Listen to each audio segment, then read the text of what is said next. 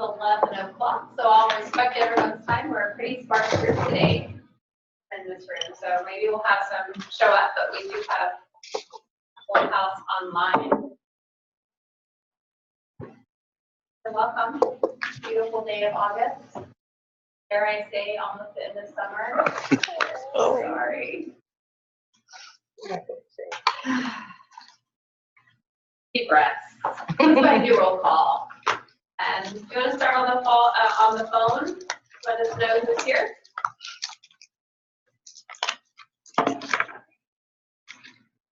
Jamie Hilliard, Catholic Charities. Morning, Jamie. Haley Middleton, CBHA. Shoshana Palmentier, Cooley Medical Center. Ramona Hicks, Cooley Medical Center. Rebecca Voigt, CSI.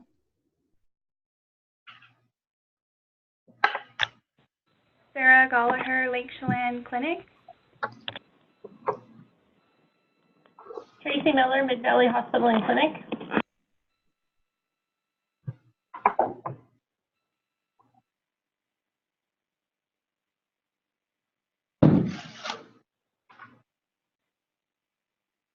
Anyone else online?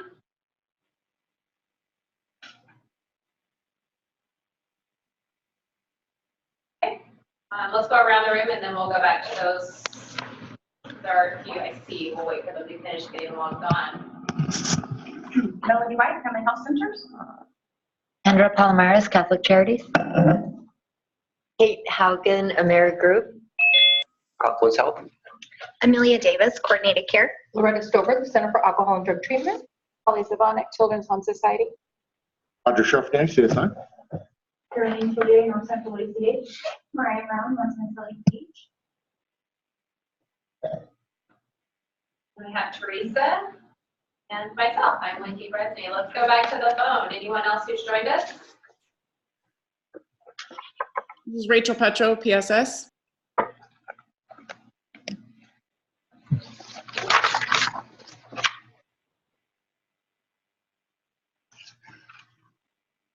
All right, I have, Dawn has let us know that she's in listen only mode, does not have a microphone. Hi, sorry. This is Stephanie Dowland from Moses Lake Community Health Center, and I am having issues with my webcam showing on a webinar that I'm on, the conference call that I'm on. My little green light's on.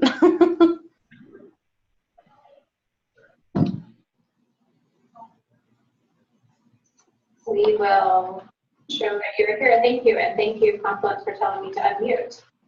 Dowland, D-O-W. Thanks, Stephanie. And Dawn from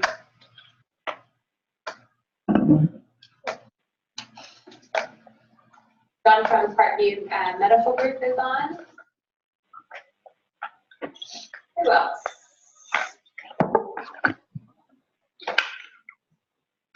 Christina Harville from Columbia Basin Family Medicine.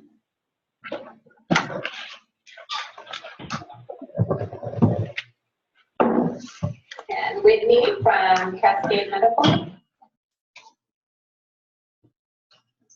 We had a couple that just joined us here in the room. Deb Miller, Action Health Partners. Gail Goodwin, Grant Integrated Services. Great. Get started. Do you guys hear an echo or is it just me? Okay.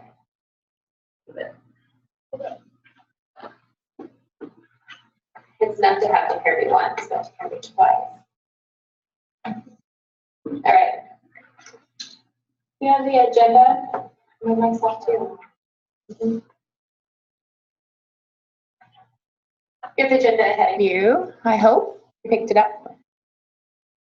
And if you get a chance to take a look at it, we'll have a motion to approve.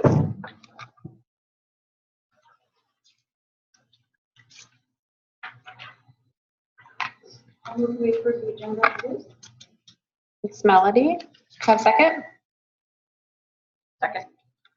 Thanks, Gail. All in favor? All opposed?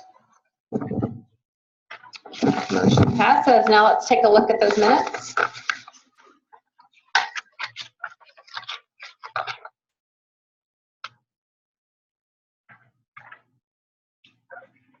And whenever you're ready, a motion to approve the minutes.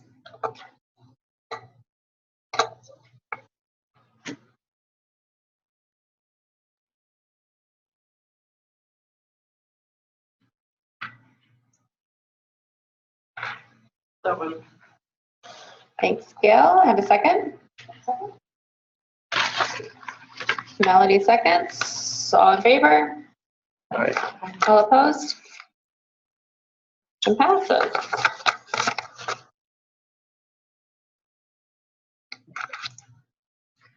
All right. Announcements. Just to remind you, those in the room, that we have microphones and to turn them on whenever you talk. I still have feedback and I don't know where it comes from. Do you guys have are you logged into the Zoom? No? Ours are all turned off. Interesting.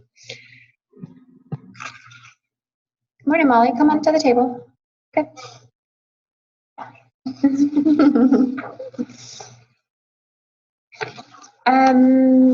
VBP survey, if you remember last month, I told you that that was sent out from Healthcare Authority to the CEOs, CFOs. I don't know that I can do that the whole meeting. You're gonna let them know? Thank you. Just remember that's due August 30th, so if you can contact your CEO, CFO, I'm not sure exactly who it was sent to in your organization, but it would be one of those two, just to make sure they filled it out. We have not received anything from the Healthcare Authority to let us know who has and who hasn't. Usually they'll send something out, but they haven't sent anything yet. So if we get something, we'll let you know. There's a little more direct back there. Also, I dare say, because it's only August, that change plan dates will be coming due soon for 2020. This is the timeline. We're going to have them due November 1st. That way we have a couple weeks to score them. And then we'll get them back to you. If you didn't score, we're probably going to do a pass-fail versus an actual score this time, because change plans are basically done, although we do know that some individuals are making some tweaks just to make sure all the components are there. When we send it back out, that time period would run over Thanksgiving. So instead of just having the 2 weeks to adjust whatever needed to be adjusted, we gave 3 weeks because a week of it is Thanksgiving. We thought that would only be fair to you guys. And then we'll have a 2-week period for us to finalize all the scores and send them out. And we'll have all that done before the Christmas holidays. And then come January 1st, be ready to continue the work. Just want to be clear that this is a continuation of your current change plan. We're not asking for a whole new set of work or a whole new set of ideas. When you initially created your change plan, it was created with a 5-year vision. And so we didn't expect that it would all be completed by now. So you're going to want to tweak your dates because some things had to become due, right? You had finished some things.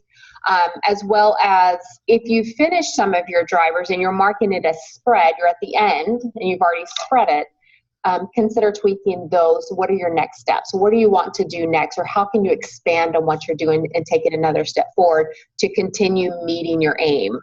So look at your aim statements. What did you set out to do?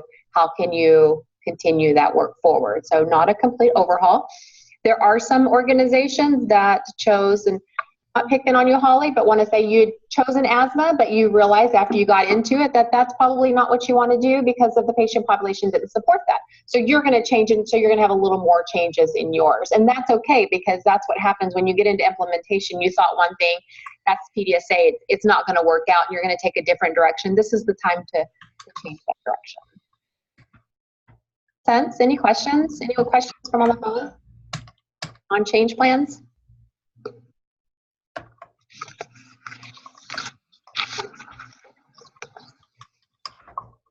Okay. There is an opportunity for a recovery coach training. This came from Crystal Elshelman from the Opioid Work Group. If you're interested, there are 2 trainings. There's a phase 1 and phase 2. There's a training academy, and then there's the training and trainer. So if you're interested in becoming a trainer, you would have to go through both of these. There are, I believe it's 15 slots available, and they'll be chosen NCACH staff and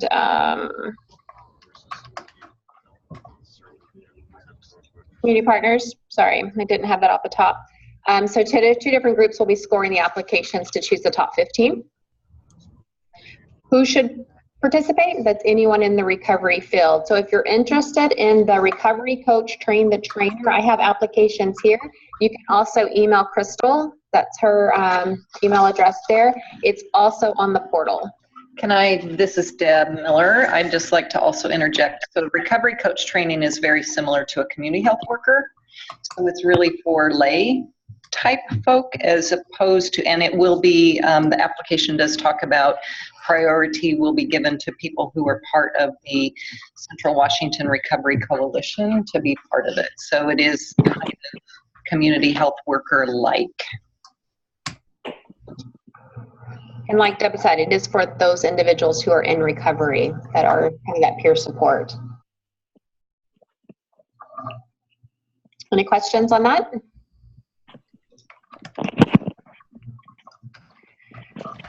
Just to circle back on the TCM, the Transitional Care Management, we've talked about this in the past. When we're moving forward, this is where we are coordinating with the TCBI group, which is working with the acute care, what is going on in primary care, or outpatient, I should say, TCBI work, and building the bridges and how is that going to work. So we are doing some regional trainings.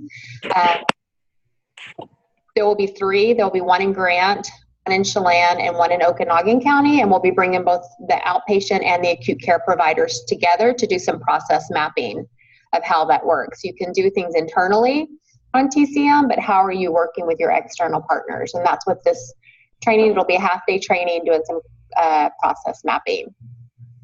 We've kind of talked about this before, but I just want to come full circle. You'll be hearing from us again on that. To come. Okay, does anyone in the room have announcements they'd like to share?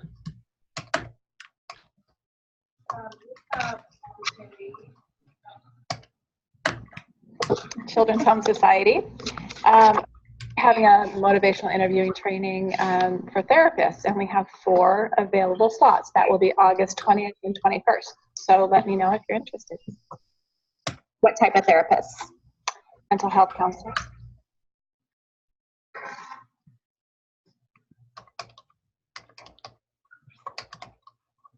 Did Paul bring the flyers? Already. So Paul also from the center is having an MI training, and I think it's like September 6th and 13th. That sound about right?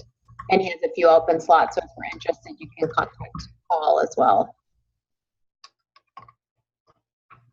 All right. This is Deb Action Health Partners. We have finally expanded our zip codes in Grant County via Samaritan. We're working closely with the whole person care team to work on primary care provider referrals, but the expansion of the zip code should help us increase the numbers. And without disclosing a lot, I can say that I do have 1 successful contract for Chelan Douglas. So we will be getting that scaled up here real soon as we get someone hired and trained. And if you're interested in becoming a referral partner, let us know, and we can help facilitate that with Deb. Any other updates?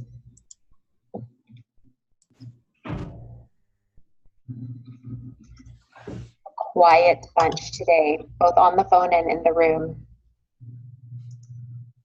Okay, learning activities. We have successfully launched the collective medical learning activity. There was 2 that you did on your own, and then there was the 3rd one. And that is a video was over the basics, and that was more of the reactive approach. If you're using the collective medical, ambulatory, or behavioral health, it's the reactive approach of what you can do. That was earlier this month, and that is on the portal if you're interested. Our 4th and final one is on August 6th. Tomorrow. Today is August 5th, so tomorrow at 3:30. If you're interested in joining, let me know if you don't have the login information. And this one's going to be more of the proactive of what you can do as an outpatient to do care plans and that. So it's more of the proactive approach using collective medical. Questions? Careland, we have 2 left, August 21st and September 11th. They're going really well. We have great participation, lots of people on the phone participating as teams, seems to be going well, great feedback, and great information provided in the homework. So that's going really well. So just wanted to give you a quick update on that. We do have a QI Affinity group coming up, and that is going to be talking about more of the narrative reporting that you're working on. That'll be due at the end of September, so kind of getting a jump start so that you understand that, you know, the change plan captures the data, which is the metric, but it also shares the story, tells the story of what's actually happening across the change plan. And Roger's going to be talking a little bit more about that later, how you as leaders can support your team, and what that story of improvement actually is. They'll also be talking about the value of reporting and the functionality of the website when it comes to reporting. So that's coming up. We also have an Improving Access webinar. That was something that came out of the kickoff meeting last year, that individuals wanted to learn more about access. So instead of having a learning activity specific to access, we're doing an introductory one, which is this Improving Access on September 10th. And then the more in-depth is going to be weaved into our population health plan coming up. That will start October 4th. And again, Roger will go through more of that in a little more detail of how, what the population health plan is about. Any questions? Other those 2 things? Okay. One Health Court, Caroline. You tell me. Just kidding. So there is an upcoming webinar on August 13th that you may be interested in, especially for behavioral health organizations. It's an introductory level presentation of what the Clinical Data Repository does. And I know that in the recent communication from the Healthcare Authority, they said that there is a new feature available now, a patient summary basically. And so according to them, with just one click, you can get a combined view of a client's information. That's kind of for Medicaid population only right now. So you would get to see problems over the last 2 years, immunizations, allergies, medications, inpatient admits, ED visits, blood pressure, and hemoglobin A1C levels.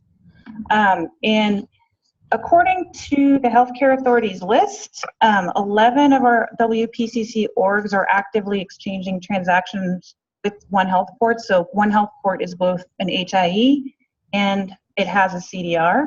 And then 6 of our WPCC orgs are submitting data to the CDR. So on that list are family health centers. I don't know if you have some feedback or experiences that you want to share about how that works or the benefit to it. Can you put your mic on again? We have signed up for it, but we haven't done much with it. Okay. Mid-Valley, do you have any feedback or just things you want to share? Because you're also listed as submitting data to the CDR. I think that's just recently that we've started doing that in preparation for our transition to Cerner. We haven't actually done anything thus far. Okay. And what about Moses Lake? You're on the list as well. So I know that we do exchange information with them, but as far as what tools we use out of it, I am not certain. Yeah, and you know that I think that's mostly how things have gone right now, is that some of our organizations have been, because they have certified EHRs, they've been asked to push information into the CDR, and I think very few organizations are pulling information from the CDR. So if you don't even know what the CDR is or what it might mean for you, I encourage you to log on to that webinar on August 13th. Healthcare Authority is also willing to set up like a individualized organization level presentation for your teams. You can look into that. And I guess that's all I have for you right now, but they are working on developing additional functionalities that are actually of use to providers, and I think that's been the challenge. Is right now it's felt like it's been a lot of work to input information and you're not necessarily getting a lot out of it. In talking to a behavioral health partner out of King County, she said that the biggest benefit right now was really, in her mind, for behavioral health organizations, just to be able to see the physical health information. And she said that, you know, some information is better than no information in terms of the physical health side of your patients. So feel free to reach out to me if you have questions, although I'll be perfectly honest that my understanding of this is not very deep. So I kind of told you what I know, but I'm happy to facilitate connections to people that we know at One Health Board if you want. Any questions about that? Or corrections? All right, I'm done. The link to the website with more information is on the PowerPoint, and if you're interested in the webinar on August 13th, that information's in the portal, on the portal calendar. There's a link to that registration.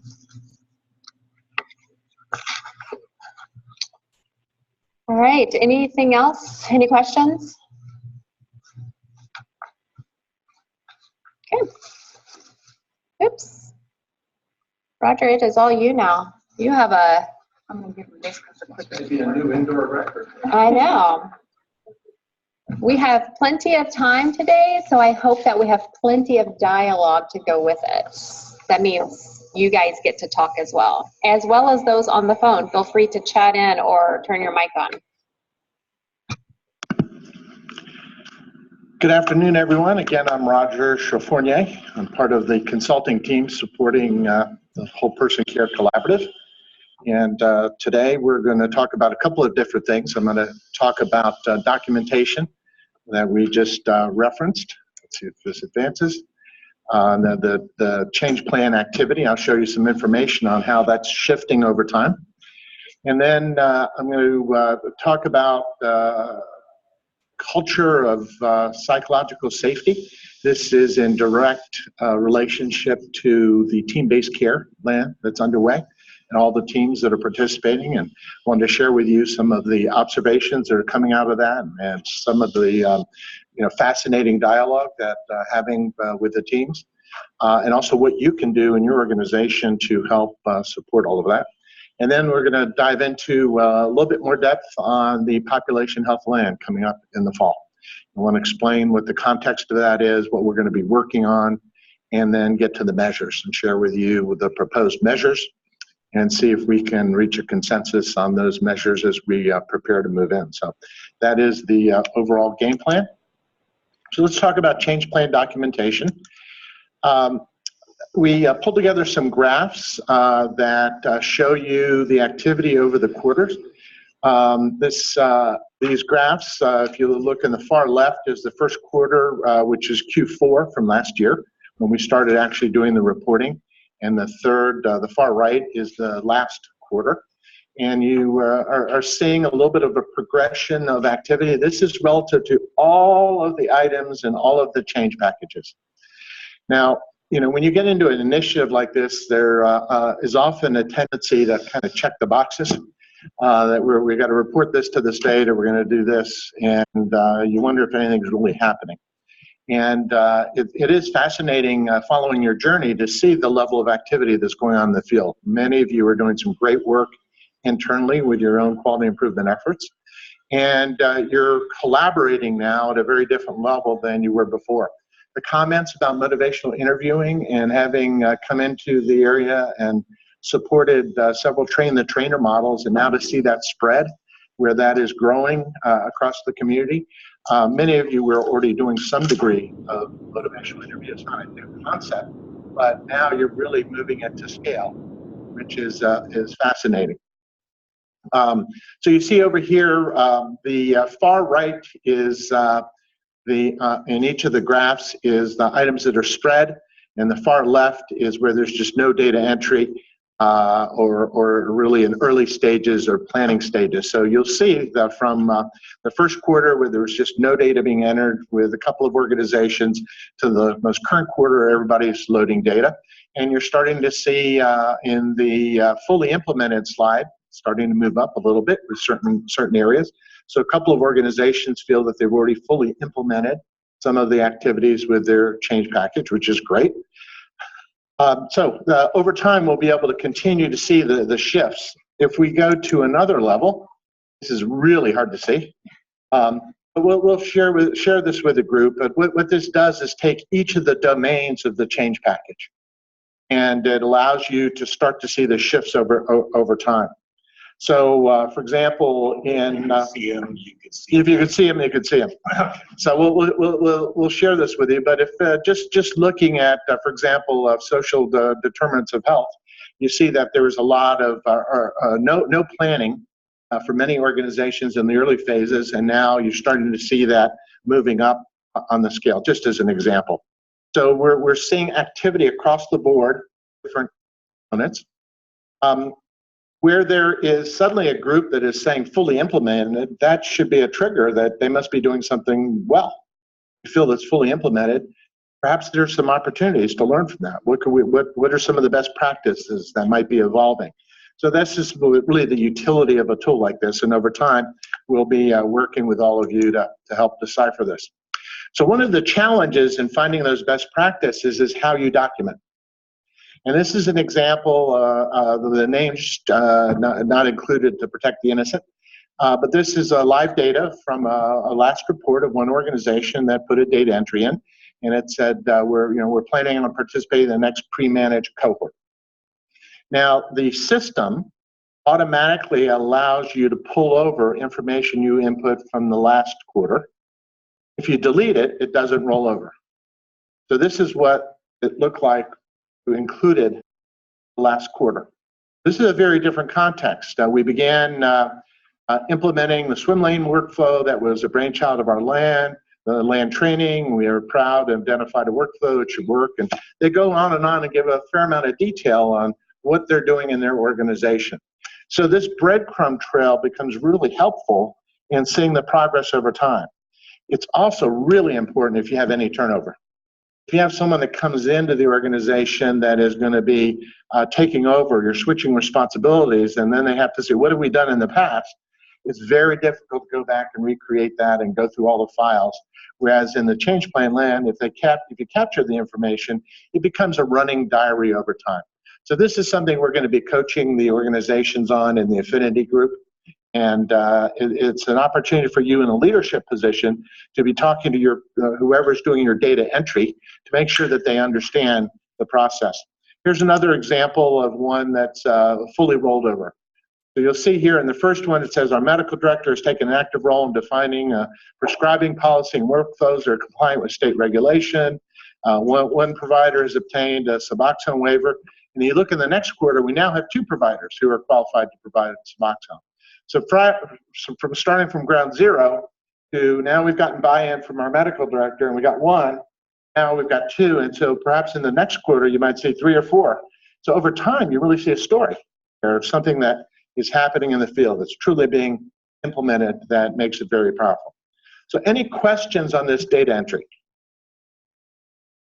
So the observation is that some teams are deleting the carryover of the data. The ask is not to do that, and to use it as a diary for your effort, so you can go back and look at the progress over time and use it. If I do that ahead of time, yeah, I'm one of the deleters. That's okay. This is all part of the learning, and again, this is a 5-year journey, and we're at the early stages, so this is all part of the process. We have time to catch up. Yeah. We've actually downloaded the data, so we actually have it, so it hasn't been completely lost. And thank you for your psychological safety of being able to admit that and bring that up, because that's one of the things we talk about. You felt safe to do that. That's great. Other questions or comments? Okay, that's pretty clear. So let's talk about psychological safety. So we have this team-based care LAN has been an effort to prepare organizations for some of the population health work. One of the observations in organizations that do population health work well is that their care team, who's responsible for a population of patients, really understands that role, understands how to use the data, and works across the care team to support the work in the field. That requires some change, requires change in roles, perhaps. Certain things that used to be on the backs of the provider might be delegated to other members of the care team. And all of that requires a degree of psychological safety. People have to feel safe, ask questions, to be empowered to do all of this work. So we're shocked actually at the level of participation of the number of teams that are in this cohort. I think one call we had over 125 people, I think, on the call. It was just extraordinary. And through the calls, people have been open and sharing. And we've also been doing outside coaching individually with teams and with individuals who've requested coaching advice. So that is starting to open and surface lots of questions from the groups on, how can I further this in our organization? How can I move this forward? I've got another busy slide. Hopefully you can see this a little bit better, but let's talk about what's coming up out of the field. So we're hearing from some of the teams that this is really, really important stuff that they're working on, that they feel there hasn't been a level of psychological safety across the board in their team. Sometimes that's coming from a leader of a team who feels that the rest of the team isn't feeling safe. And sometimes that's coming from individuals who may be lower in the power gradient, if you will, who are vocalizing that in terms of the participation of the team. And then sometimes it's relative to the team and the rest of the organization. We don't feel there's psychological safety between our team and other teams in the organization, or psychological safety from above, where we're not quite sure what the ground rules are for being able to truly engage in a safe way. Now, why does that happen? And why is it important? Why this happens is a real frustration in leadership. As a leader, you feel like you're doing the right things, trying to bring people together and help lead an organization, and you constantly run up to this issue of staff feeling safe and willing to be engaged, willing to be empowered.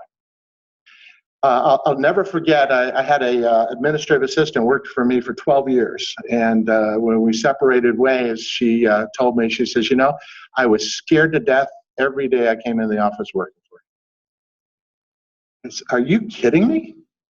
And I was so close to this woman, she was like part of my family. I knew her kids, her family.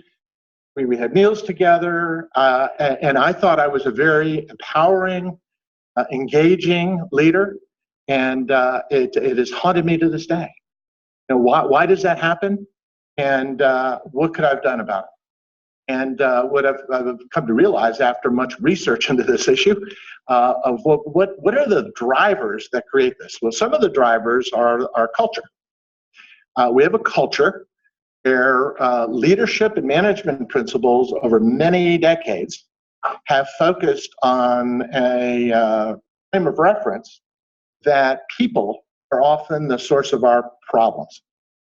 They are the initial starting point. When something goes wrong, we point the finger, right? It's like it's their fault, right? I have a silly little example I'm going to give here. These three things in the hotel. Which one's a shampoo? Did you figure that? Bring it home and give it to the kids, so I don't even know. So for those that are in the virtual world, I have three little bottles. One is body lotion, one is conditioner, and one is shampoo. And these are in the bathroom shower area of my hotel. So I saw this and I wanted to bring it up as a reminder. I had done some work with a hotel group years ago, and this similar type of thing. I went to the hotel manager and I said, it's really frustrating. I just put lotion in my hair thinking it was shampoo. And his immediate reaction was, well, you know what? I'll get right on it. We've been telling those housekeepers that the shampoo is always on the left. Okay, well, how's that help me at 5 o'clock in the morning? when I don't have my glasses on and I grab a bottle and go into the shower, right? Now that's a design flaw, right? That's setting the housekeepers up for failure. But our reaction is immediately to go, it would set me up for failure, and then I succeeded in my failure. And it's happened more than once, which is also a failure of learning on my part. But we have this tendency that people are the problem. Now, secondly, a lot of the tools and systems that we've used in leadership have focused on trying to change people's behavior. People are the problem, so we need to change their behavior. Management by objectives. We're just going to put objectives out there and it'll drive people's performance. Use of fear. Use of extrinsic rewards. Pay for performance. All of that is outside extrinsic motivation trying to change individual behavior. So our starting point is that we drive fear into our culture. We also have an environment where fear is persistent because of hierarchy. The fact that you can fire someone, you can discipline them, you can dock their pay, immediately creates a power grading. And in a clinical setting, where you have a licensed practitioner who's on the hook for malpractice and for external regulatory review, that really ups the ante. Puts tremendous pressure on the practitioner to make sure that everything's in compliance, and that changes the power gradient as well. So all of a sudden we come along and say we want to have a psychologically safe environment after decades and decades of having environments that are often pretty hostile for staff. And we wonder why we have so much turnover in the environment. Now, what we're learning is a very strong evidence base that when you can drive the fear out of the organization and create a safer environment for psychological safety, it translates into patient safety. It also translates into lower cost, lower turnover, and higher quality. So Dr. Deming, his book was called, Driving Out Fear. Drive out fear out of the organization. His experience working in organizations observed that we treat people like lab rats. In fact, Dr. Deming worked for the famous Hawthorne Works plant, and I think it was in Missouri, where Elgin Mayo did the famous psychological studies of going in there and changing the attenuation of the lights, painting the walls different color, and every time they did an intervention, the productivity went up. And after a while, what they found is no matter what they did, the fact that management was intervening and checking created a stimulus. But that stimulus had a half-life. And after a very short period of time, people went right back to the behavior. It's known as the Hawthorne effect. Many of you have often talked about or referenced. So Deming worked in that environment during the time that they were doing the Elgin Mayo experiments. They said, you're treating people like lab rats. What do you think? People drive to work every day wondering how bright the lights are going to be? What color is the wall going to be today? Oh, and if it's pink, I'm really going to be productive. And if it's red, I'll be depressed. Now there has been some research that coloring can affect your mood and behavior. So that's not negated. But the point is that when you are just trying to intervene and change people's behavior and do that in a fear-driven way, it creates paralysis. Has anybody ever been in a situation where you were really fearful at work? Anybody care to share an example? First thing that came to mind. I was in AmeriCorps, and one of the staff had some kind of a mental health issue and decided that me and another person he wanted to chase around the office and threaten us. We had to lock ourselves in an office. So I was legitimately afraid. Yeah. A real life-threatening fear. Yes. And what happens when you have that life-threatening? How do you feel at that time? What does it do to you? What's emotionally, psychologically, what's your reaction? What was your reaction at the time? I was tense, very tense, scared, and just thinking through how do I get out of this? And then also, how do I continue on here? How do I kind of I always worry about the future, so thank you. Yeah, you're worried about the future. How am I going to be able to function and get over it? Yeah. Any others? Yes.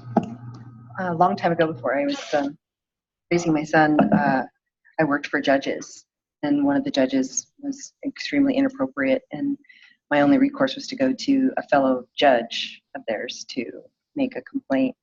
It's probably one of the hardest things I've ever had to do because, you know, a judge is the pinnacle, you know, in an office of the law. When they actually break it, and then you're, you know, down here, it's really frightening. Yeah, talk about the power gradient difference. I mean, with a judge who's the top of the chain. Top of the food chain. Right, and in an environment where peers protect each other. It's easier to go away and disappear as a problem rather than address it. So that was incredible courage on your part. What did you experience as a result of that? How did that translate into your work productivity in your daily life? Well, I was always extremely careful, you know, with that particular justice, and an apology was issued. It just seemed like the tension from there on out was so high because I had done, you know, I should have just put up with it and not said anything. And the other judge was extremely supportive, but it still makes tension in the office, you know. Right. Doesn't seem to ever go away. So you're just very, very careful. So that tension is just persistent. So you're just walking on eggshells the whole time, and you become paralyzed, and you don't want to take any risks. You don't want to step out of your role, otherwise. And you doubt yourself. You doubt that, did I make the right decision, not just for myself, but for other people? And so, you know, I'm not confrontational in any manner, and to actually to go in and say, you know, this is really, really wrong. Yeah. Is a big deal. And for me, for a life-changing thing. But it was, the tension didn't go away until I actually left the position. So. Okay. Any other examples? It's not meant to be depression clinic, by the way. So yes, go ahead. Mine is not nearly as dramatic as the last two examples, but as a single mom, I was the only one. I had no support for my son, and so it was truly a matter of feeding my kid. That you have to do whatever it takes. And the physician that I was working for didn't have any children, so he was a great boss. He paid me well. It was a great environment for me to get what I needed accomplished. But because our lifestyles weren't aligned really, there was always a problem with, you know, can I get off in time to pick up the kid from daycare? So, and I ended up having to quit the job because it really became an issue of I can't work every night with a 5-year-old. I can't work every weekend with a 5-year-old. And he truly didn't get it. It wasn't that he wasn't unkind about it, but he was so focused that discrepancy there in our lifestyles just made it so that, and it was the hardest decision I think I've ever made, because in every other way it was a great working environment, but to have to make those kind of decisions just because it doesn't fit with the lifestyle can be a big deal. It's a great example of how it can lead to turnover. There wasn't a safe environment for you to reconcile that and align and have a more meaningful discussion and help build his awareness and figuring out a mutually beneficial pathway. And that cost him in terms of productivity and turnover and retraining and all the things that go along with that. So, you know, the other thing is we're all time compressed in leadership and in our daily work with just too many competing priorities and never enough time, it seems. And so it's easier to kind of bark an order or give a command, just say do it, and not really work on the psychological safety pieces. So the evidence base is, as I said, is pretty strong. There's lots of resources coming from the high reliability environment right now. For those of you in hospital systems, Joint Commission is really pushing high reliability principles. All of that is centered around just culture, creating a safe way for members of the care team to be able to step up and voice a concern to address the safety issues. I have a little bit of a challenge with that. I think the high reliability is kind of being taken over by the safety movement when those principles apply to almost everything in the organization. and we need to make those much broader than just the safety arena. Kouzes and Posner wrote a book on trust. This is a textbook that's used. I've used it at Hopkins. It's used at Harvard, elsewhere, that really focuses on one of the major drivers in daily productivity is trust between leadership and the workforce. And as a leader, we really need to understand that trust component and build it in. So strong evidence is behind it. Okay, so what? So what do you do about it? So this all comes down to really purposeful design of systems. I talked about the lotion as an example. It starts with really thinking through what are the systems that are supporting our care teams, and this is a role of leadership. How are we making sure they're perfectly designed? I remember in the early days of the ATM cards, talking to a bank, and the bank was complaining about all these idiots leaving their bank card in the machine. I mean, it's just crazy, you know? I mean, who would leave their bank card? Well, I'm with you on that one, right? I mean, that was a common thing, and they blamed all of their customers. It was a purposeful step. They blamed their customers for this problem until they studied the business case. How many cards were they replacing on an annual basis? How much was going into fraud detection and tracking down? And it was a huge carrying cost because of system design. Now, you can't find an ATM in the country that doesn't ask you to take your card out before it issues and it beeps, right? So that's called a forcing function. They build a forcing function to get your card, right? So that comes from purposeful design. So you can yell at your tellers, you can yell at the patients or customers, you can do whatever, but that's purposeful design. Empowerment is a system. So it starts with smart design, really empower your employees to be able to do their job well. Secondly, there's a policy component, and this is where leadership comes in. You know, what's your policy for really empowering people? What are the boundaries that a care team should be able to work within? What's within their scope of control? Now, there's a famous story of FedEx when they really pushed empowerment and of an organ that arrived at a FedEx facility in New York that had to get, I think it was to Boston, and they were closing. And they explained that this was for an organ transplant that had to get there right away, just missed the flight. So this guy took a FedEx truck and drove to Boston and delivered it to a hospital, right? And they brought him in, they almost fired him. It was against all the policies. You took this thing after work, you weren't on, it was on your shift, you know, there's liability, our insurance doesn't cover you out of state, and I mean, the list goes on and on and on.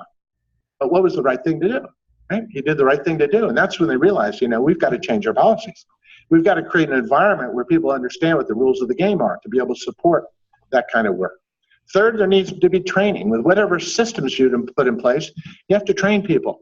So the Ritz-Carlton Hotel, which you often reference, you know, they had a policy that staff had up to $1,500 signature authority to fix something they see broken, right? So every housekeeper, if they see something, they can order it to get fixed. And if your internal group can't fix it, they can get somebody from the outside to fix it. I remember dealing with a colleague who ran a Ritz-Carlton Hotel. I said, Paul, I did that in my organization, I'd go broke. I mean, how often does that happen? And he goes, maybe once a year. What? Once a year? He goes, oh yeah, you think we just let people have a blank checking account? He says, you know, we really train the heck out of people on how the processes work, how to get something fixed, and we train our staff to get things fixed. And everybody's empowered to do that. And so people use good judgment, and when they don't, we do a very in-depth analysis, and we really celebrate the wins, and we make sure those failures are really prevented from happening again. We build that in, right? It means tools. What kind of visual control tools can we share with our care teams, with our organizations? So Marriott, Marriott has a thing they train people, I probably referenced it before, in terms of their service excellence. And it says at 15 feet, look the customer in the eyes and give a warm smile. That's in the hallways, behind the scenes. As you walk through their back hallways, every employee sees that regularly. The visual cue. And it's remarkable how many of the staff actually greet you now. And that's throughout the Marriott system. I'm staying on a Marriott property here. And the staff immediately, as I was walking in, were looking at me, waiting for me to come in. Right? So that's a visual tool. Now, if we just say, look at everybody in the eyes, and that's the extent of our training, very high failure rate. People can't remember, all of those kind of things. So you have to build that in as part of the system. You have to monitor it. Marriott has secret shoppers. They go in and check in the hotel, and they make sure that everything that is in their standards or policies are being adhered to. They monitor it. They follow it. They make sure it's happening. So really building that in. They reinforce. They follow up. And again, they celebrate their successes, and leaders do the role modeling. So that's a system. It's designing a system. So in the team-based care land, we are working on sharing tools with the teams, helping to talk about how they work as a team, how the dynamics, what can they do to optimize their work. And most recently, we started sharing some of the tools to facilitate open and safe environments. So one of the tools is a STAR, asking people to stop, think, act, review.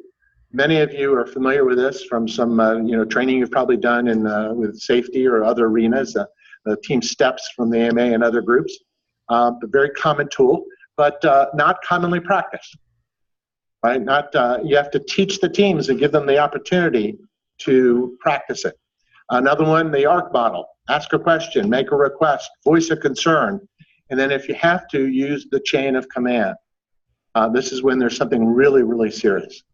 You're finding something at work and you're not able to get through your supervisor and having to go one step up if you feel it's really life-threatening, and making that safe where the supervisor doesn't really create retribution. And that's one of the most difficult things I find in leadership, is when the mid-level manager is part of the problem, is the one that is using fear, is blocking, is using retribution. And that's something that in leadership we all have to work on. And in our role, if we are in middle management, how are we contributing those negative forces, and what can we do to build that safety? Any observation, are you hearing anything from the teams relative to any of these tools? I just wanted to say, Christy from Catholic Charities put in the chat box, we have to shift the culture where staff are the decision makers, where they feel safe to fail. Daniel Coyle talks about this in his book, The Culture Code, and I think this is a huge shift. And you talked about the Marriott 15-foot rule, which is what Rebecca also referenced in her chat box as well. Any observations for those of you that are using these tools, or your teams have come back and said, can we use these tools, or how are we using these tools, or anything you're observing? Is that someone on the phone about to speak, or just rustling papers?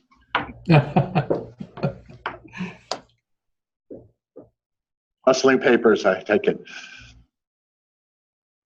What are you observing, and what are you doing to create safe environments for your teams to be able to work together, change roles, collaborate in this new world? This is the participation part of the agenda. Yes, yeah.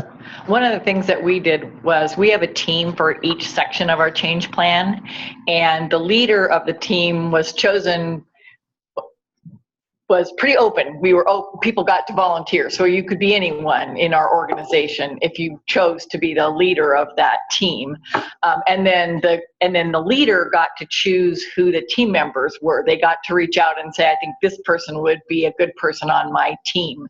So I think that helped spread the change plan information out to a lot more people that way, but it also made that they know that they're the leader and they get to do the things a leader would do on a team. So really clarifying the role of the leader, right, and what the rules of the game are, what the boundaries are, and what the opportunities are, making that transparent to others so that people can understand who to go to and how it works. Okay, great example. Now that role clarity is fundamental, and all too often staff say, I'm not quite sure what my role is. What am I supposed to be doing here? What am I allowed to do here? Other thoughts? Any other observations? Yep. On the topic of, the monitoring, it could almost be where the staff would be frightened that some secret shoppers catching them do something wrong, when it could be that the secret shopper found an attaboy and that it actually was a great thing they did. Would they elevate that? Or? Yeah. So yeah, that's a great observation. So depending upon how you execute on that, if the information is used to punish people, then it just becomes negative. If it's used to observe compliance and where there are breakdowns and what we need to do to train or use it to improve, then it can become a positive. So being very clear. Executive rounds. I don't know how many of you are involved in rounding in organization. Rounding can be extraordinarily positive or extraordinarily toxic. So if you round and all you're doing is pointing out the negative, then you are not creating a safe culture. If you're rounding to listen and look for system flaws, things that can be fixed that are not navigating its way through the bureaucracy, then you can really help the organization profoundly. And it is amazing how often we don't understand some of those fundamentals because we haven't trained on it. And we're not clear on what our roles are in that process. And and we don't have standardized scripts to work on, to really execute on that. I worked last week with a leadership team of a very large academic medical center that put in rounding recently, and it was a disaster. And the leaders are all shaken because of the negative feedback they got. And they made some changes through some coaching, and they stopped the finger pointing and started looking kind of inward. What's that saying, that when you point, there's 4 other fingers pointing towards you, right? So they're really understanding those roles and clarifying them and building in the systems to support it. What else? What other observations? What other interventions? Anything else that's working and building a safe culture in your environments? What are you saying? Yep. We went through the 12 attributes of great leadership. And one of the sticking points is that for us, we kind of got stuck on, okay, now we get what these great attributes are. We're starting to gel as a leadership team, being able to share with each other and sort of use brutal honesty, if you will, with some leaders look to the people. It's not their fault, it's their fault, not coming back up to I'm responsible for this, or the system is responsible for this, or what can we do? But we're mixing everyone from facilities manager to clinical director to office manager. There's a lot of different communication styles, and some people are very open to feedback and talking, and others are, this is very foreign to them and feels highly hostile and uncomfortable.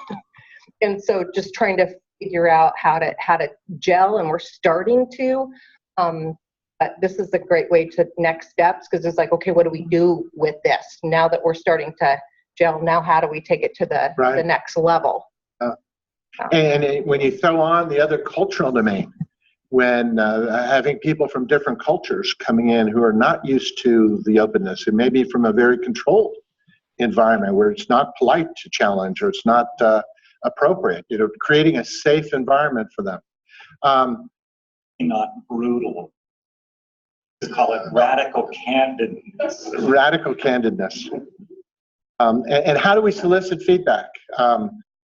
In teaching, one of the things I do now is I take Post-it notes, and at the end of every class, I hand out the Post-it note and ask students to write 2 things they learned that night, 1 suggestion on improving that lecture for next time, and put it on the Post-it on the door as you walk out anonymously. I am blown away by the honesty and the profound insights that the students will give us feedback that they would never articulate if I gave a survey or if I asked people to comment.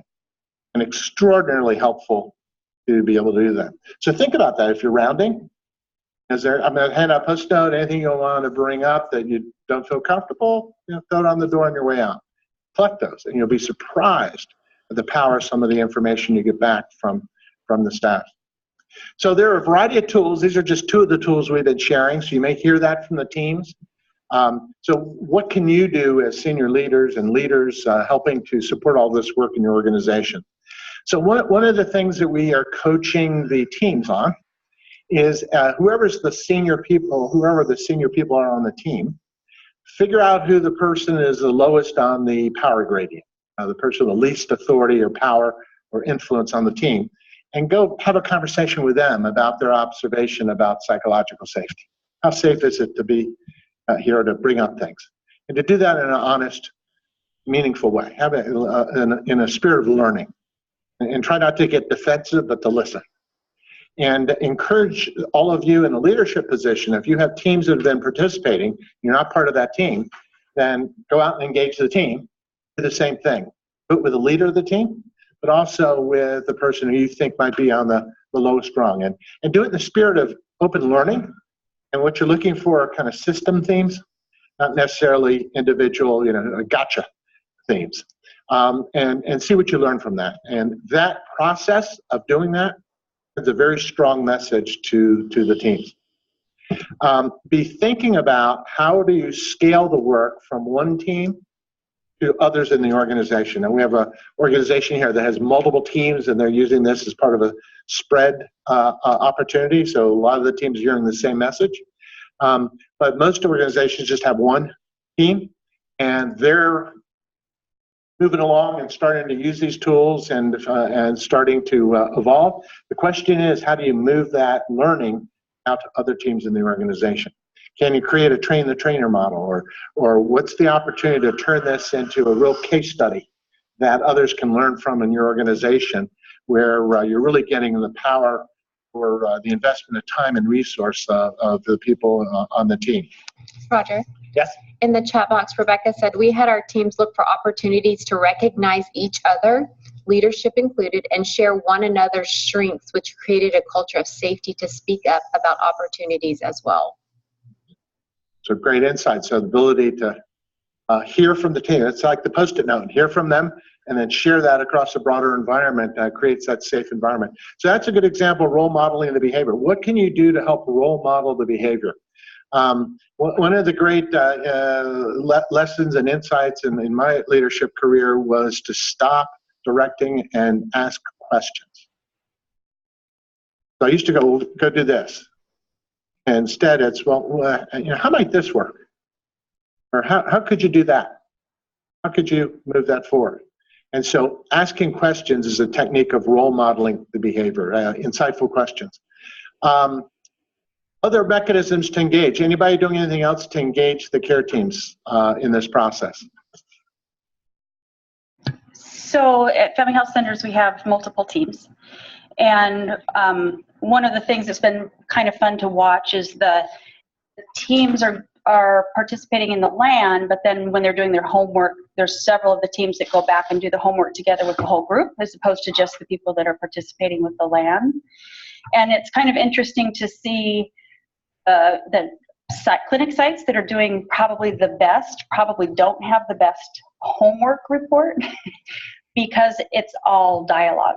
It's not captured. The beauty of it that's happening isn't necessarily out on a piece of paper that they submit on their homework. The ones that are more controlling about the homework and making a perfect homework assignment are doing it with a few people because you can't really have that conversation with that kind of detail.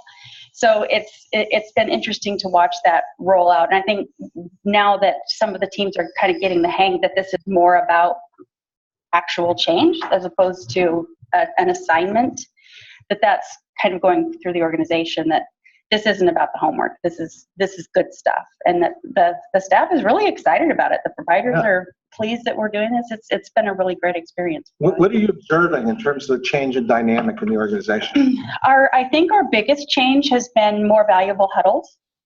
The huddles were kind of a, yeah, we have to be there for 5 minutes of whatever. And now that they're using some of these tools to actually make it meaningful about how that day is going to go better, that more people are showing up, they're engaged, they feel comfortable contributing to what they're going to talk about during that time, as opposed to just a manager or a lead being in charge of the huddle and giving them information. It's actually a conversation now. And just by, in one of our clinics, just by changing it from a mandatory thing that they get in trouble if they don't go to, they took that out, but let the actual staff, the manager and the lead nurse are no longer necessarily involved with it. It's now their huddle. So it has changed that dynamic in a pretty significant way. So it's theirs now as opposed to, I'm required to be here for this 10 minutes of when I'd rather be drinking my cup of coffee. Any questions for him? Any other sharing in terms of what you can do to build a safe culture around the teams? Anything in the virtual world?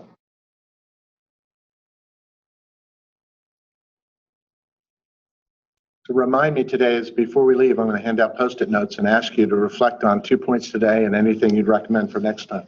I was just going to say, I took your idea from one of the previous meetings to evaluate the meeting. What went well from 1 to 10, evaluate the meeting, and then what did you like, what went well, and what would you like to see that would make it increase from that number to a better number. And some of the feedback was people that were that talked in the meetings would say, this would be better if I'd heard more from so-and-so and so-and-so. I felt like I didn't get enough from them, which then created the space of, we want to hear from you. And they were people who look at themselves as, you know, I'm the cook. What would I have to do about the clinical piece of it? It's like you're involved with the patients on 3 times a day. You have a lot to do, you know, with the patients. And so it gave them sort of the go-ahead and really are part of the team, and we really do want to hear from you. So that was interesting to watch them feel empowered. Wow. Yeah. That's funny. I worked with a hospital, and they put all the housekeeping staff through a human factors design workshop. And really understanding customers and their needs, and told all the housekeepers that you are now listening posts for the nurses. So when the patients start volunteering things to you, now before you never said anything, you didn't want to say anything, bring those to the nurses, let the nurses know, let the staff know. And had a profound impact on the organization, because the patients often felt more comfortable and saw the housekeepers who were coming in there and engaging them and share things that they would never share, again, because of the power gradient issues with other members of the care team. So really seeking that out and finding ways to connect them, and very, very important. All right, anything else on the psychological safety? Any questions before we wrap this part up? Any comments or questions?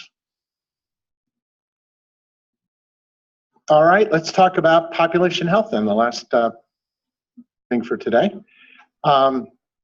So we're going to be moving into a LAN activity in the fall, beginning in October. And there'll be a little bit of pre-work that we'll get out in September. We're hoping all organizations will engage and actively participate. This is designed. Yep. Sorry, one last thing on the on the first stage. Rebecca said one of the most empowering things a leader can say to their team is, do not hesitate to tell me if you think I am off or on something you have a different idea for an approach. I want to hear your thoughts. So a leader saying that to their staff. So leader really empowering their staff by being that role model and communicating that key message. So the population health LAN is designed to really fulfill the spirit of why you're all here, is whole person care.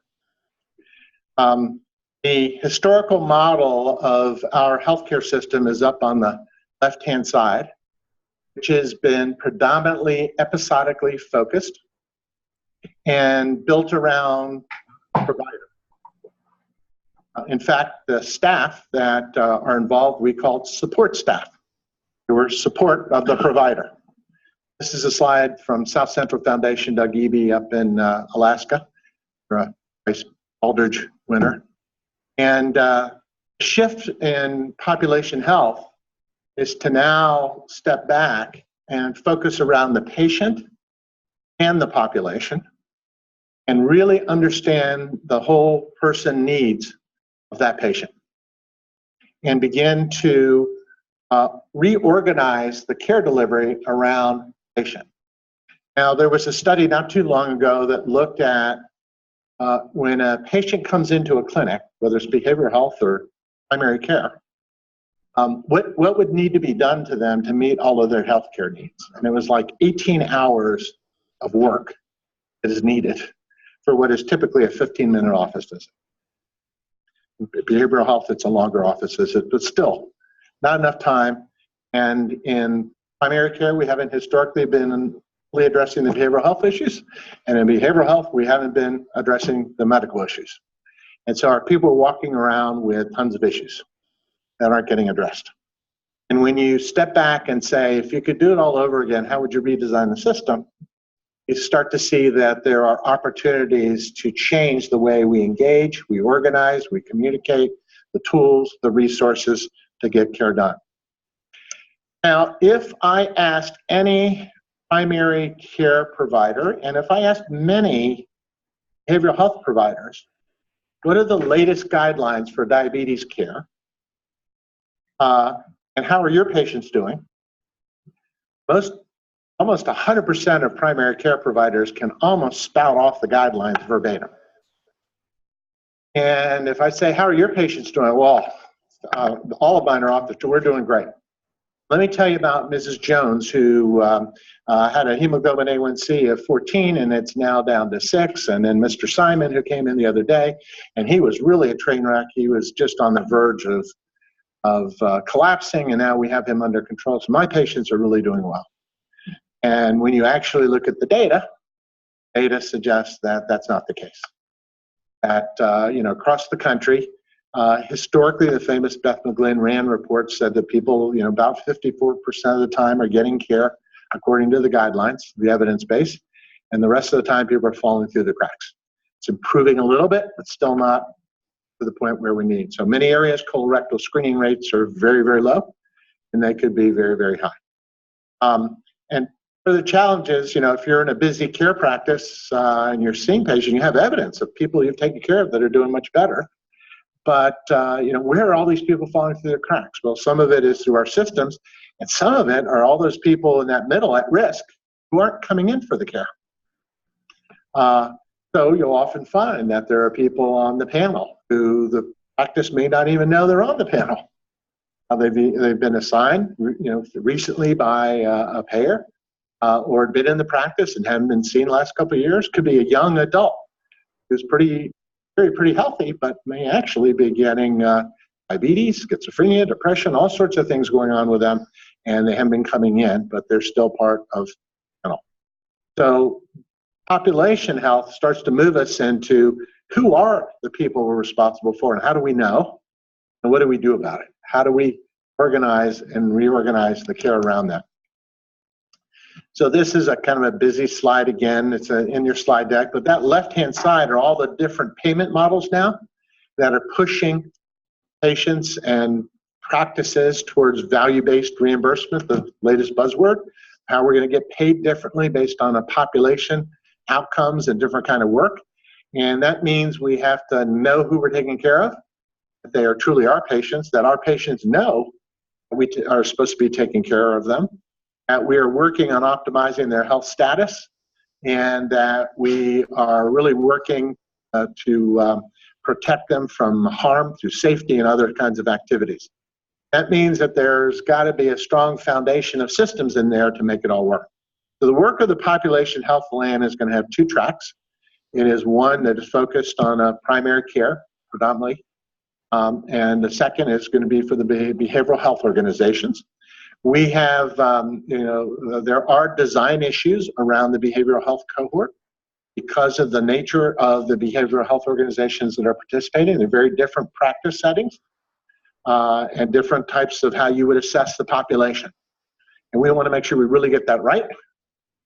We've been reaching out and having conversations with individual organizations and folks. And we'd like to schedule a call for those that are just focused on behavioral health panels of patients to talk about some of the design considerations here. So we'll reach out to you through a poll and see about doing that in the next few weeks, so we can make sure that we refine it and get it right. The primary care side, we are going to be working on the best evidence-based practices, starting with the state's master change plan and what are some of the population health resources in there, and then drawing upon nationally benchmark resources to bring the evidence base to help organizations best understand how to apply that. Some of you are way down the pike and have very mature population health programs. Others are just at the beginning, and that's all okay. We hope for those that you have very mature programs, you can use this as an opportunity to help refine and bring new opportunities to your systems. And that'll be an opportunity for you to hopefully share and also bring the whole cohort along. For those of you who are just at the beginning, that's okay. But you notice where it says here, know your population. That's one of the reasons we focused on empanelment as some of the pre-work going into this, this population health land. For those that weren't far along with empanelment, really understanding who your patients are is really critical. So it is also recognized that there's some groups that aren't fully empaneled yet, and that's okay. So you'll move that along with the population health land. In this, there's a whole series of best practices and tools and things that you will be working with. So for example, in the care delivery area, there's a whole opportunity in care delivery redesign. Alternative visit types as an example. In working with our colleagues in Oregon and some of the practices, they've identified up to 25 different alternative visit types of how to engage the patient and do that in a way that can optimize the resources of the organization. So we'll be going in, that's an example of some of the things that you're exploring. How are you able to better engage and support and communicate and all of that? How are you risk stratifying the population to target your energies where the most appropriate and be able to intervene and help move the numbers along? So we'll be covering many, many areas here. It is not a canned program, a canned initiative. It is going to be very much evolved around needs of all of you coming in. So we'll be working with you regularly, and we'll be using this group to come back to and say, here's the next body of work. Are we getting it right in terms of the content and the pacing and the adjustments that are needed along the way? So let me stop there and see about questions about the land before we get into the proposed measures. Any questions? Would the behavioral health organizations be willing to get on a call and talk through the design? Yeah, see some nodding. Okay, great. Super. Any questions from the primary care group at this point? Okay. We'll be coming back to you with a pre-work guide that goes into a lot of depth on selecting a team. It's intended to be able to be handed out to the actual team members. So it goes into a lot of depth, clarifying the roles, what the expectations are, how it's going to work, all of that, so that we'll get that out to you as soon as it's feasible. So here are the proposed set of measures based on having conversations with some of you in our previous meetings, going through all the change plans and seeing what people are already collecting, looking at what some of the payers are asking in terms of data, what HRSA has been asking, and try and hit that sweet spot of minimizing the burden on you, maximizing the value. And where possible, please use this as an alignment opportunity. So if you have I'll use David's organization in the back there. If you have a team that's working on diabetes care and they're already performing and you're doing that for HRSA or some other project, they'd be a great candidate to be in this cohort. It would help augment their work and help meet their objectives without creating another team that's seen as another project in the organization. So where possible, create alignment opportunities where that makes sense for your organization. So the proposed measures, the first one is, is the comprehensive diabetes. This is the hemoglobin A1C and poor control. The NQF citation is there. And there's a national kind of a benchmark of, I think it's 40.5%. There's two measures proposed for diabetes, and for those that are challenged, there's some alternative measures proposed. So the first one I mentioned is hemoglobin A1C in poor control, and the other one is the hemoglobin A1C testing. In looking at the data, there are still many organizations that may not be routinely testing for diabetes, and given the prevalence in the population, this is a high opportunity. So that's a benchmark. By testing and identifying, we have an opportunity to move the needle pretty dramatically. So it's a pretty low-lying fruit indicator that has high value and pretty routinely easy to do. So those are two of the core measures. And then the alternatives are percent of Medicaid beneficiaries in a designated population segment who received a screening for diabetes mellitus within the last 12 months. So this means, let's say that you are maybe in your environment in a behavioral health context. All of your population might not be candidates to work on diabetes, but you might have a cohort that are, let's say, the institutionalized patients that you're caring for, and you're sending providers in to work with those patients. That's a prime target population. So it's a segment within your broader population. And as we get closer and into the meat of the launch of this, we'll be doing pre-work calls and going into how to collect this data and what it really means and how to use it. But that first one is just finding a segment that makes sense and it'd be appropriate for you, is value added, and where you're going to be able to have a high impact. And then let's look at that. It's going to be our group, our population of focus. Then the other one is the percent of Medicaid beneficiaries in the designated population segment who received a screening for diabetes in the last 12 months who followed up with a PCP. This is you got them screened, and then that percent following up with the PCP. They're making that connection of the screening, or you worked with the PCP to get them screened. So that loop is being closed with the screening. Okay. All too often, we go through the process and then the loop's not closed and the person ends up in serious shape. So those are the proposed diabetes measures. The depression measures are follow-up, the percentage are screened for clinical depression using a standardized tool. And then I think this is merged, should be 2 dots here. And then the one is follow-up on a positive screen, the percentage of members who screened positive for depression and received follow-up care within 30 days.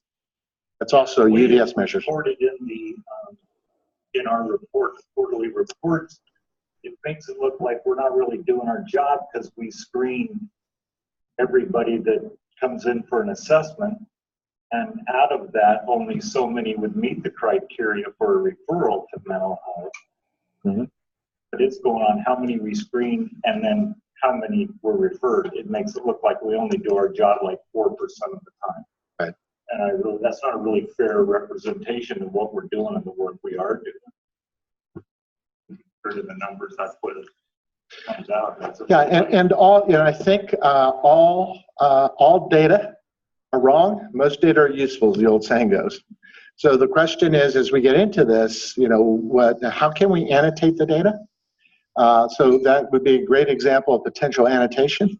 That out of the data, you know, only 4%, but out of that, that was 90% of those that would be eligible or appropriate, and were referred. So, you know, that's an appropriate. It's not necessarily a negative comment, but for the uninformed, looking at the data, they might draw the wrong judgment. So that's where we'd want to annotate data as part of the reporting. And that's all part of the learning in this process, is how to best can we communicate it, how are we going to analyze it, how are we going to move it forward. The other opportunity is the utilization of PHQ-9 to monitor depression symptoms for adolescents and adults, all members 12 and over, during who had an encounter during a 4-month period with a diagnosis of major depressive disorder or dysthymia. Numerator documented results that was administered at least once during the 4-month period. So all of these measures in theory are standardized. Most of you are collecting them in some way. They align with state measures as far as we know. Most of them are connected to the HEDIS measures that people are the payers are looking at and others are looking at, and should minimize the burden on you, but be clinically relevant and where we have an opportunity to move the needle. And as a group, we're going to be able to show, if we can get everybody focused on this, that we're really having an impact on the population of people with depression and diabetes. Now, it's very important to state that everything we're going to be talking about in this land is applied to all chronic diseases. We are choosing 2 to focus on because we can't boil the ocean. We don't want to spread you so thin that, oh, I'm going to do asthma, we're doing this, and then HIV, and it's like, oh my gosh. So we're going to use these as the laboratories to really help teach population health, show the teams how they can move the needles, and do that in hopefully dramatic ways. And then hopefully all of you, through that, will be able to look at how this can spread to other populations. And what this tees up in the future, as we get good at this methodology and burn in the system, that this group can start to identify conditions in the region that you want to do focused work together on. And next one might be asthma, the next one might be cardiovascular, or whatever it is. And you can start to say, okay, let's get a group together and let's see what we can do now. Sharing best practices, what's working, draw in the best from the outside world, and really move the needle. Or you could identify indicators that you're behind on here for the state, and we need to really apply this to some of those indicators so we make sure we're not leaving money on the table. Wendy, it looks like we have a comment. John from Parkview Pediatrics says the diabetes measures are aimed at adults and they do not fit the peds population. We make sure that we are able to address that so they have a place in this land. So diabetes not in control would not fit a pediatric population? Am I missing? Well, I will say Kathy responded that you could consider screening high-risk older children and adolescents, those with 30% percentile BMI that is high or strong at the age of DM. Yeah, that would be your percent of blah, blah. Right, the right segment. Right. Making sure that we're taking into account the Absolutely. Say adults only anyway. I think the original intent was not to differentiate as adult. It was intended to apply to the whole population, but if we didn't get it right. Kathy, if you're on, any comments from you for the group in terms of the measures? I just wanted to just reiterate that you would only have the 5 measures. There's one there with a patient experience. So each team would only have 5 measures. And I totally agree that the patient segment you choose is going to be really important, especially for those of you who already have an existing program. You don't want to duplicate, but those folks may want to add an additional segment. So Dawn, I think your point's well taken that all of the pediatric population, if you look in total, the number of type 1 diabetics you have in young children is likely small, but we do know that there's an increasing risk for adolescents and older children. We're seeing more and more, so maybe it's a screening program there. But I think if you can find within your population a group of patients for whom one or the other set of diabetes measures may pertain, and perhaps one of the depression measures would pertain, it doesn't have to be the same segment. We'll work on you. Mostly what we want to do is demonstrate the public health tools as Roger described them, so that you're managing a population of patients. We're only going to look at these measures, as Roger mentioned, although these tools are appropriate for all chronic diseases, and they're actually appropriate for prevention. So once we learn how to understand segments of our population and manage those segments well, it helps our entire practice, the health of our entire practice.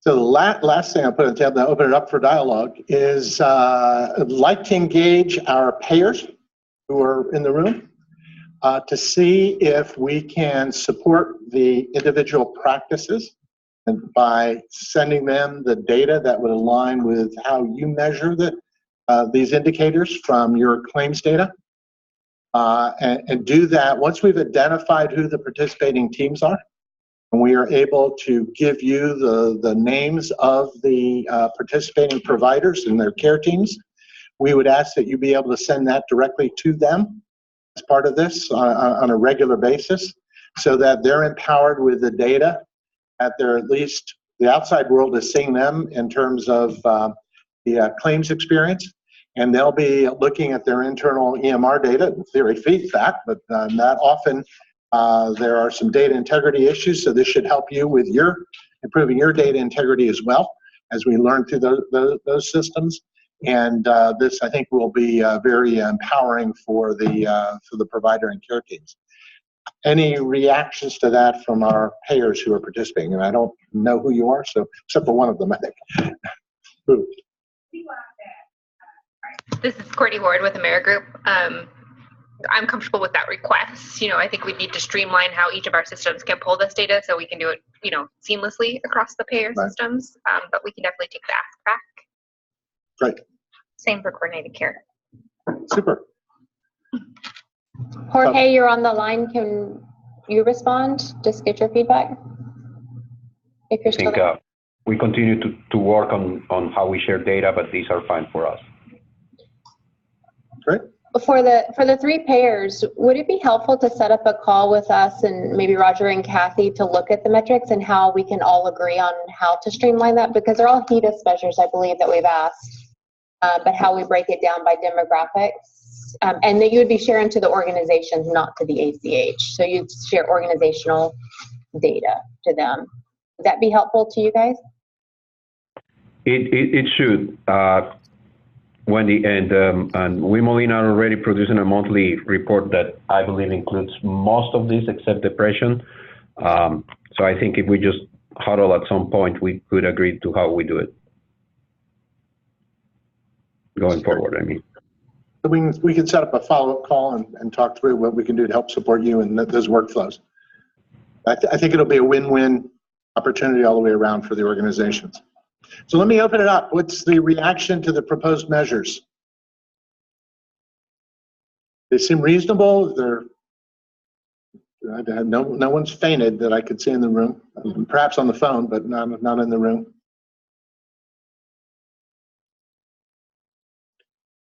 Any concerns about the measures? You heard about the pediatrics. So part of this is making sure we get the right segment or subpopulation that we're focusing on. Okay. So we currently screen, check for screening for diabetes for patients on atypical antipsychotics. Would that be an appropriate population segment, or would it have to be by age group? Like we look at a certain class of medications. Yeah, one of the issues I think is going to be size of the population. So if the numbers are you have 11 of those patients, that's probably too small a sample size. We got a lot. It's probably not going to be not be an issue. Then the question is the incidence that you're seeing in that population sensitive enough that you could see a change over time. So if you know already that you're screening them, but only 1% are triggering for diabetes, and so that's 4 people a year, you're not going to really see much of a change because it's such a small sample size. So it really would come down to how many of that population. Now, if it's like the rest of the population, and you're seeing anywhere from 12 to 25% incidence of disease, then it might be much higher, and that would be certainly appropriate. So you're seeing it's much higher for the population. Yeah. One of the side effects of the medications. I could also add for Craig and for CVCH, because you have both behavioral health and primary care, you could look at it from both perspectives and have 2 different teams. Thinking of your diabetes metrics that you're following, if you have a team that you want to help boost their metrics in a primary care setting versus the behavioral health also participating, it may be a good opportunity to get them involved as well. And the same with CVCH if they're interested in sending 2 teams and looking at it from 2 different perspectives because they're 2 different populations. And Stephanie Dallin said, "They're easily aligned with current plans we have." And Kathy said, "And we are here to help you figure out the segment. It might be a group of those on secondary antipsychotics and those with BMI greater than 25, helping keep the numbers manageable."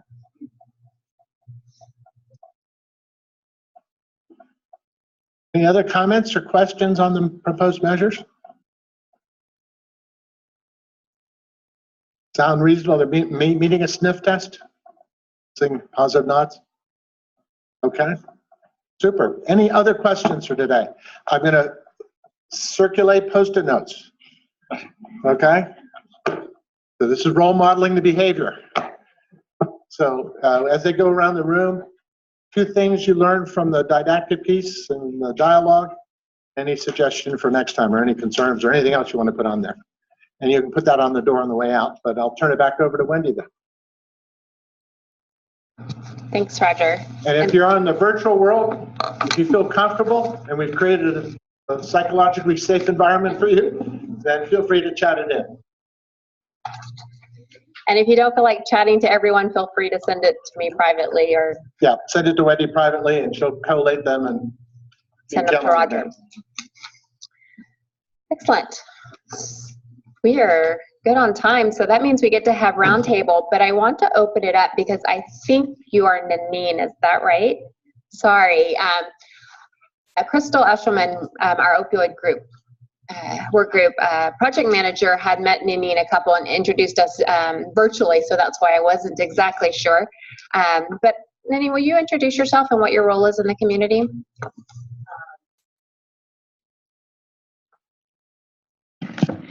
My name is Nanine Carter, and I am the new Behavioral Health Ombuds for the Chelan, Douglas, Grant, and Okanogan counties.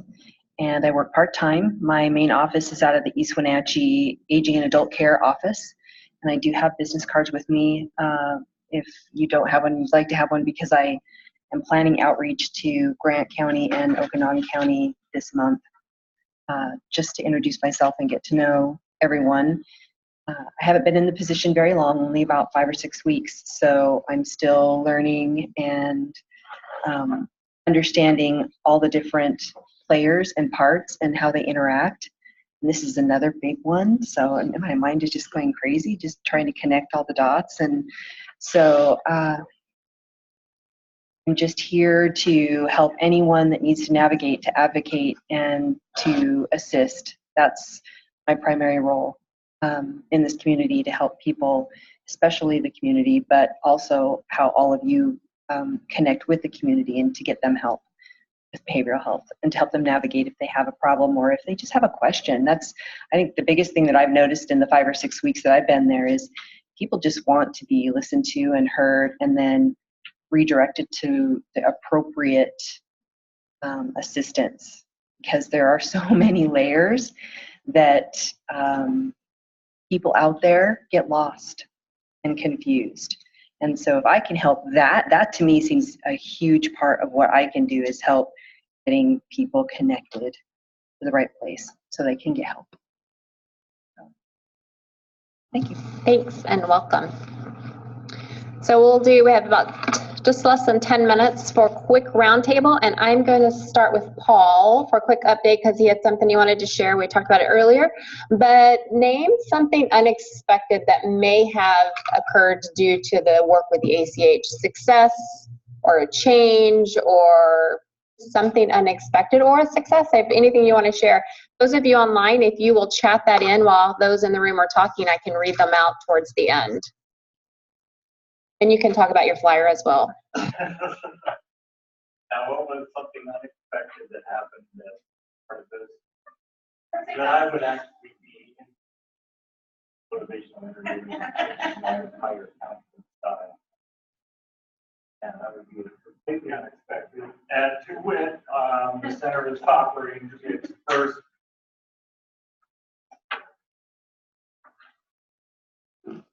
center is offering its first motivational interviewing training on consecutive Fridays, September 6th, September 13th.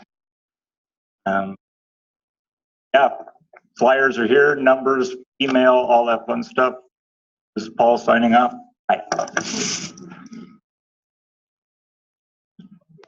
Holly Children's Home Society. I think probably there's been more than one thing that was notable about interesting, but one of the MOUs that was put in place when we first began was with a dental provider that took Medicaid children and did excellent work. And so we've developed a relationship with the Dental Village and have really taken pride in recommending that kids can go there and get good dental care who have Medicaid and getting them hooked up and really a warm handoff because we've been over there several times and have felt really good about that. And that was unexpected. This is Loretta. One of the unexpected things that have happened out of this is that, well, for one thing, I'm starting to connect the dots of how all of the different, entities work together to one plan. That took a while. It was a lot of moving parts and the CHI and the ACH and so I'm starting to get the whole thing put together in one plan. But it was very unexpected for the leadership piece and looking at not only working on the plan, but bringing people together to work on the plan in a different way, which then has filtered out into other things that we're doing within the organization that's been really helpful. Amelia, coordinating care. I don't think it's unexpected, but I think that one of the successes with all the ACHs is that it does allow the MCOs to get more involved in the communities and to attend the meetings and really hear. We've always had people doing it, working with the providers, but I think it gives a broader picture. And then also not unexpected, but a success. It also has brought the MCOs together, I think, to collaborate more and make better relationships with our partners, which I think was great. Ditto. Thanks for Confluence Health. I think one of the biggest surprises for me is how far it goes to facilitating change. Especially with the LANs, we have team members on the LAN, and they really get to hear the why, get to see, hear from professionals, experts on how to facilitate this change. It removes a lot of resistance to making improvements. So it's been very pleasantly surprising. Kate with the Merit Group. I think the unexpected surprise was seeing the social determinant of health agencies using the same screening tools in their businesses and offices that SUD and health and behavioral health providers use. So it's good to include them in our circle of whole person care.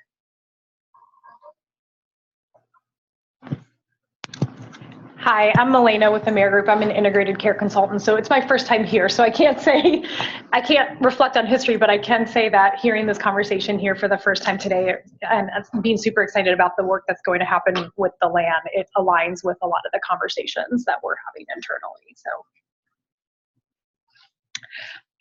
Gail Goodwin, Grant Integrated Services. I think the example I used before, that we have had so much interest by staff from all levels about participating in each of the areas committee. And that it was a surprise to me. I thought that we would have to sort of cajole people, and I thought there'd be concerns about, taking out of my productivity time and things like that, but there hasn't been. People have been really interested and really did say, oh no, I want to be on that team. I want to do chronic care. And so it was very easy to get the teams put together. And I think it's kind of silly that I was surprised, but I was.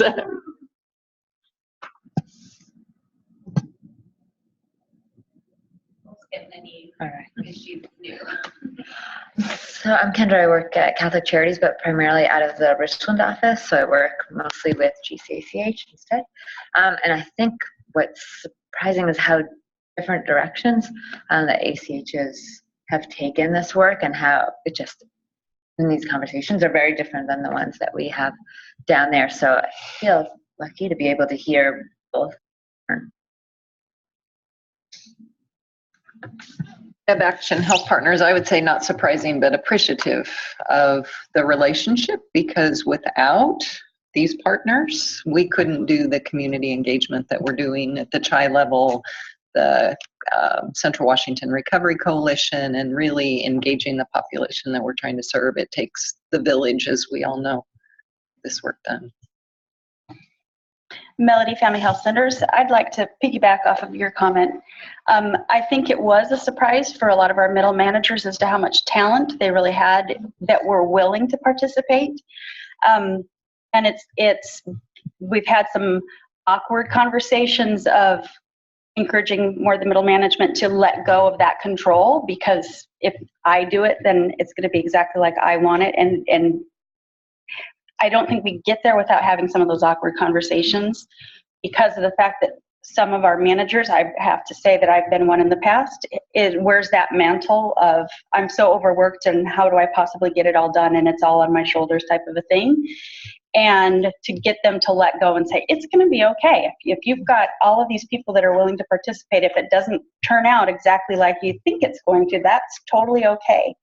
I mean, that's hard for people with very type A personalities to get their arms wrapped around. But it's been a really, really good conversation. And I think the more they have successful, awkward conversations, we're going to make them less awkward in the future. So I think we're really doing a good job of getting past some of that so that it is more psychologically safe to have those dialogues.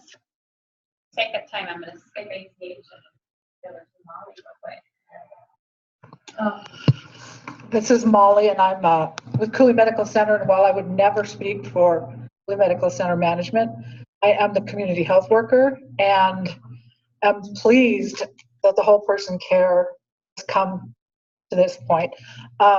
You have seen the diagram of patients, and there's the well people, there's the ones who come in. I work with the outskirts and all the others that don't hit the primary care team. Mm-hmm. So any way that I can get someone to walk in their shoes and understand where they're coming from, just what I'm excited about.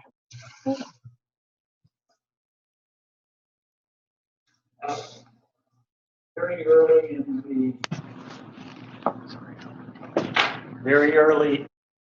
in the process, CVCH and Catholic Charities and Moses Lake Community Health and Grant Integrated, we all came together feeling like we were a little subset that we should be more integrated as well. And out of that came a new primary care clinic down at the Catholic Charities building.